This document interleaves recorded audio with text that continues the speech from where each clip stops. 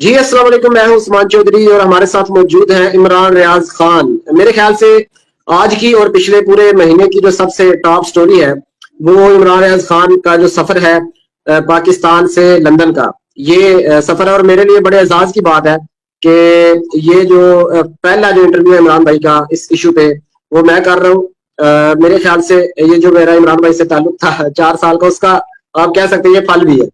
تو سر کیسے ہیں آپ؟ سب سے پہلے تو یہ بتائیے۔ وعلیکم السلام، بہت شکریہ عثمان آپ کا، اور آپ کے تمام دیکھنے والوں کو میری طرف سے السلام علیکم۔ جو میرا اور آپ کا تعلق ہے نا اتنے سالوں کا، یہ اس کا پھل نہیں ہے، یہ بہت چھوٹی چیز ہے اس تعلق کے سامنے۔ آپ نے مجھے حکم کیا، آپ نے کہا جی ایک انٹرویو آپ کرنا چاہتے ہیں، میں نے کہا جی آپ کر لیں، آپ کو تو میں کبھی انکار کرتا نہیں ہوں، چھوٹے بھائیوں کی طرح آپ لوگ، آپ کے سارے دوست، ساری ٹیم، یعنی میرے لیے آپ لوگ بالکل چھوٹے بھائیوں کی طرح۔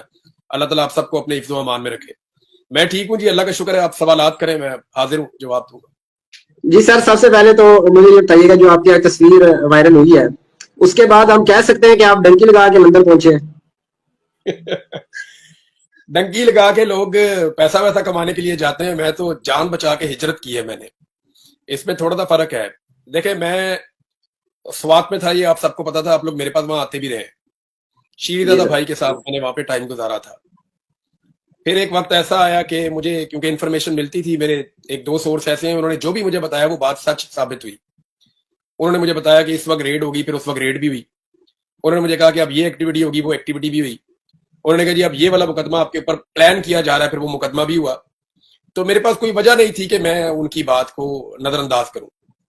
مجھے جب انہوں نے بتایا کہ اب یہ تجھے ایلیمینیٹ کر دیں گے یا جان سے مار دیں گے، تیری جان کو خطرہ ہے، جیسے کہ ارشد شریف کو یہ انفارمیشن ملی تھی، دین ہی لیفٹ۔ تو جب یہ مجھے انفارمیشن ملی تو میرے لیے بڑا حیران کن تھا، لیکن جو کچھ بھی پھر میں نے ہوتے ہوئے دیکھا پاکستان میں، پہلے ہم یہ سمجھتے تھے کہ پاکستانیوں کو پاکستان کی ریاست گولیوں سے قتل نہیں کرے گی، ہم کوئی دہشت گرد تھوڑی ہیں۔ لیکن پھر میں نے دیکھا کہ پاکستانیوں کے اوپر، نہتے عوام کے اوپر گولیاں بھی چلیں۔ تو بہت ساری ایسی چیزیں جو ماضی میں غلط فہمیاں تھیں وہ ہماری دور ہوئی ہیں۔ تو ان میں ایک یہ غلط فہمی بھی تھی۔ تو مجھے یہ کوئی غلط فہمی نہیں ہے کہ مجھے کوئی قتل کرنے کی کوشش نہیں کرے گا، مجھے کوئی ایسی غلط فہمی میں پالنا بھی نہیں چاہتا۔ دیکھیں نا، قتل کے بعد جتنی ایکسٹریم ہے وہ ساری میرے ساتھ ہو چکی ہیں۔ کوئی ایک آدمی بتائے نا جو 10 دفعہ گرفتار ہوا ہو 2-2.5 سال کے اندر، مجھے بتائیں میرے اوپر، کوئی صحافی بتائیں میرے اوپر جتنے انہوں نے پرچے دیے، جتنا انہوں نے مجھے اس چکی کے اندر پیسا ہے، سارا کاروبار، ہر چیز انہوں نے ہماری تباہ کر دی ہے۔ کوئی بھائی میرا کام نہیں کر سکتا، کوئی نوکری پہ نہیں جا سکتا، سارے پاکستان چھوڑ کر چلے گئے ہیں۔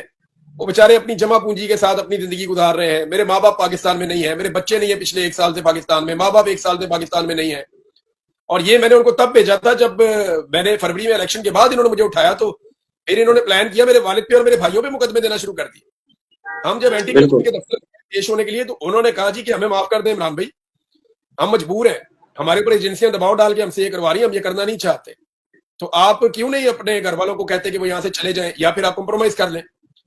کمپرومائز تو میں نے نہیں کیا، میں نے اپنے گھر والوں کو کہا کہ آپ لوگ یہاں سے چلے جائیں۔ پھر میں آبدن پاکستان، آپ کے سامنے میں خوش تھا، پاکستان میں سب ٹھیک چل رہا تھا۔ پھر اس کے بعد میں نے حج پہ جانا تھا، یہ میری نیت تھی بہت پرانی، میں نے 2023 میں حج کرنا تھا، انہوں نے مجھے اغوا کر لیا۔ اغوا کے دنوں میں نے اس جنگلے میں ٹکریں ماری ان کو، میں نے کہا مجھے حج پہ جانا تھا، مجھے چھوڑو۔ انہوں نے مجھے کہا جی آپ اگلے سال حج کر لیجئے گا۔ 2024 میں مجھے میرے ایک صحافی دوست ہیں، ان کے پاس مجھے یہ ملے بھی کچھ ایجنسیوں کے بندے، انہوں نے مجھے کہا کہ عمران بھائی آپ کو مبارک ہو، آپ اس سال حج پہ جائیں گے۔ میں نے کہا یار مجھے نہیں پتا، مجھے آپ کی نہیں، لیکن میں کوشش کروں گا، پوری کوشش کروں گا۔ میں اسلام آباد ہائی کورٹ میں چلا گیا، میں نے پوری کوشش کی، لیکن مجھے ہائی کورٹ نے بھی آپ کے سامنے دھوکہ دیا، مجھے آخری دن تک لٹکاتے رہے۔ اگر وہ مجھے پہلے فارغ کر دیتے تو میں پہلے ہی شاید یہ بارڈر کراس کر کے حج کرنے چلا جاتا۔ مجھے انہوں نے چھوڑا ہی اس بالکل وقت۔ سر، آپ نے کہا بھی تھا، آپ نے کہا بھی تھا اس وقت کہ میرے پاس آپشن ہے، میں جانا چاہوں تو جا سکتا ہوں، تو اس وقت بھی یہی آپشن تھا آپ کے پاس؟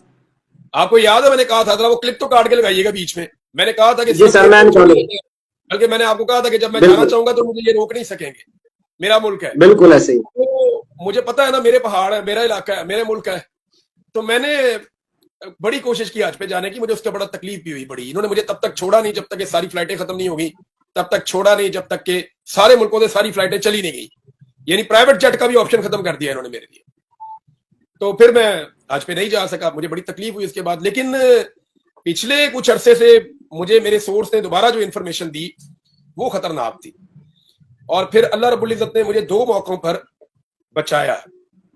یعنی ایسا تھا کہ مجھے ایسا لگتا تھا کہ بس یہ آخری وقت ہے، لیکن رب اتنا مہربان ہے، اس نے مجھے بچایا. 2 موقعوں پر میرے اللہ نے مجھے بچایا اور مجھے سمجھ آ گئی کہ اب معاملہ بہت مشکل ہے. میں نے اپنی ساری سیکورٹی چھوڑ دی، اپنے سارے بندے چھوڑ دیے، صرف ایک بندہ میں نے اپنے ساتھ رکھا اور پھر میں ٹریول کرنا شروع ہو گیا. میں سندھ میں گیا، میں بلوچستان میں گیا، میں اسلام آباد بھی آیا، میں سوابی میں رہا، میں خیبر پختونخوا میں ٹائم گزارا، بلوچستان میں ٹائم گزارا، قبائلی علاقوں میں رہا. جہاں جہاں مجھے انٹرنیٹ ملتا تھا یا تھوڑی فیسلٹی ہوتی تھی میں وہاں سے اپنا کر کے آگے نکل جاتا تھا. میں ٹریول کرتا رہا اور اس بیچ میں 2 واقعات ایسے ہوئے کہ انہوں نے مجھے پھر مجبور کیا سنجیدگی سے وہ چیز سوچنے کے لیے جو میں نے کبھی سوچی بھی نہیں تھی. مجھے اس بارے میں جو قائل کیا یا رابطہ کیا وہ جس کا میں احسان ساری زندگی نہیں بھول سکتا. حالانکہ میرے اس شخص کے ساتھ صرف 1-2 ملاقاتیں ہیں.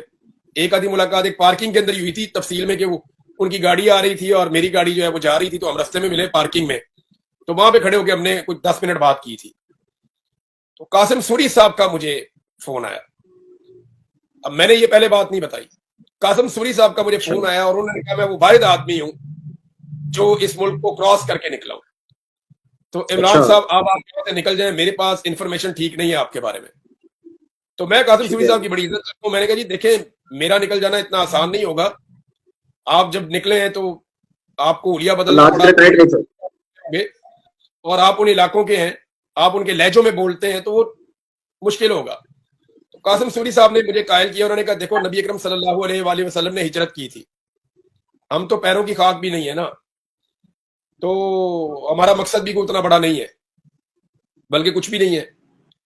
تو انہوں نے مجھے قائل کیا کہ یار یہ تو ایک سنت کا طریقہ ہے، اگر جان آپ کو بچانی ہے تو آپ کو اپنی ہجرت اب کرنی چاہیے اور آپ ہجرت کر دیں، ورنہ دیکھیں شہید ارشد شریف کی انہوں نے مجھے مثال دی. انہوں نے کہا اسی رستے میں دیکھو اب وہ آواز بند ہو گئی ہے، اگر وہ آواز موجود ہوتی تو آج حالات کیسے ہوتے. میں نے کہا جی وہ تو بڑی توانا آواز تھی. تو انہوں نے کہا بند ہوگی نا آواز، تو آپ کیا چاہتے ہیں کہ آپ کی آواز بھی بند ہو جائے. میں نے پھر ان کو بتایا جی میرے ساتھ جو کچھ بھی ہو رہا تھا. انہوں نے مجھے کہا کہ مجھے تھوڑا سوچنے دیں، پھر آپ یہاں سے نکل جائیں.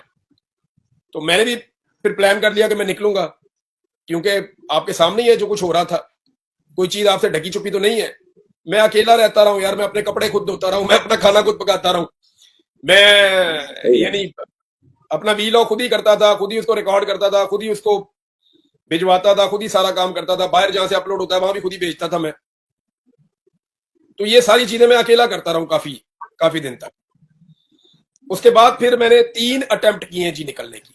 میں آپ کو یہ بتا دیتا ہوں، میں آپ کو نہ جگہ بتا سکتا ہوں نہ بندے بتا سکتا ہوں، لیکن قاسم سوری صاحب نے مجھے جن دوستوں سے انہوں نے رابطہ کروایا، میں ان کے بارے میں صرف یہ کہوں گا کہ وہ غیور پشتون ہے، کمال لوگ ہیں. یعنی اللہ تعالیٰ ان کی پگڑی سلامت رکھے. ان لوگوں نے حق ادا کیا ہے بھائی ہونے کا، مسلمان بھائی ہونے کا اور ہم وطن ہونے کا. یعنی جو انہوں نے حق ادا کیا، میں ان کا شکریہ ادا الفاظ میں نہیں کر سکتا. جو ان لوگوں نے کیا، وہ غیور لوگ تھے، دلیر لوگ تھے. انہوں نے یہ بوجھ اٹھایا. یہ اتنا آسان نہیں تھا کہ عمران ریاض جو ہے وہ چلا جائے گا. ایسا نہیں ہے کہ جیسے جنید چوہدری صاحب نے کہا تھا کشتی پہ بیٹھ کے تو مسقط پہنچ گئے. ہاں جی، میں نے 3 اٹمپٹ کیے. پہلا اٹمپٹ جو تھا وہ میں نے ایک جگہ سے کیا، وہ کامیاب نہیں ہوا، وہ پرابلم ہو گئی، تفصیل میں ابھی نہیں جاؤں گا. دوسرا اٹمپٹ میں نے ایک اور جگہ سے کیا، اس کے لیے میں کوئی 8-9 گھنٹے پہاڑوں پہ چڑھا، پھر اتنا ہی ٹائم لگ کے واپس آنا پڑا، وہاں ناکامی ہو گئی ہمیں، میں زخمی ہو گیا.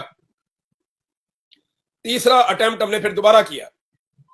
میرے ساتھ جو بندہ گیا نا، میں مجبوری ہے اس کا نام نہیں لے سکتا، لیکن وہ اتنا دلیر آدمی ہے کہ وہ کہے گا لو میرا نام. میں اس کا نام نہیں لینا چاہتا، نہ میں کبھی لوں گا اس کا نام، لیکن میں یہ کہ اگر آپ کو میرے سے پیار ہے نا تو آپ سب اس کے لیے دعا کریں. اور کوئی شیر کا بچہ نہیں، کوئی صحیح مرد آدمی ہے، ہر آدمی ہے. میں زندگی میں بہت کم ایسے لوگ دیکھے ہیں اتنے مضبوط اعصاب کے اور اتنے مضبوط لوگ جو اس لیول تک چلے جائیں وفاداری میں اور پیار محبت کے اندر.